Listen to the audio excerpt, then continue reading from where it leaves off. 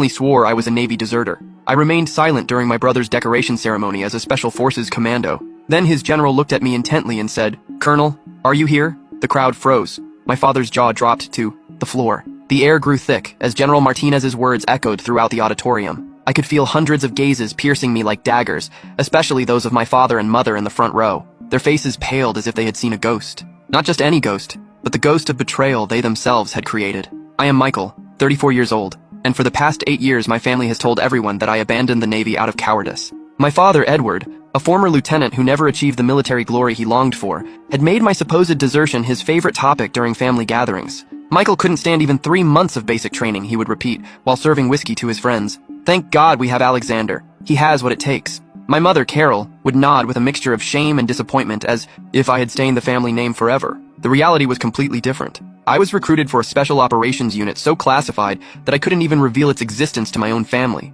I signed confidentiality protocols that prohibited me from talking about my rank, missions, or location. While my family believed I was working at a small security company in the capital, I had led operations in more than 15 countries, rising to the rank of colonel in record time. Every Christmas, every birthday, every family gathering was an exercise in restraint. "At least you found something you can handle," my father would say, patting my shoulder condescendingly while praising Alexander's basic achievements in his training. "Your brother will soon be a Special Forces Marine. Do you know what that means?" Of course I knew.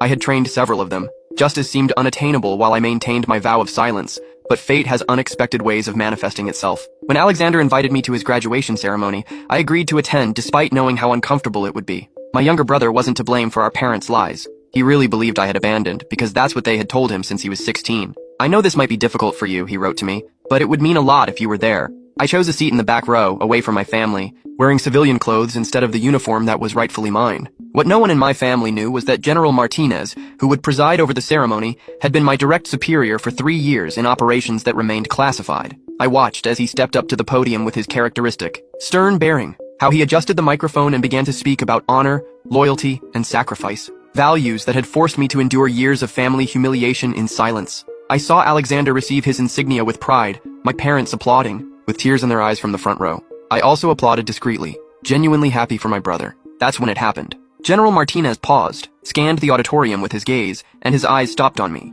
I saw immediate recognition on his face, followed by something that seemed like indignation. Before concluding, he said into the microphone, his voice resonating with authority, "I must recognize someone whose presence here today is as unexpected as it is honorable." A murmur ran through the room. "Colonel Michael, could you please stand up? If you don't want to wait for part 2, you can watch the full story on my YouTube channel. Just click on share and then more and then click on the YouTube link here in my profile or search for the Flag Stories Reddit channel on YouTube."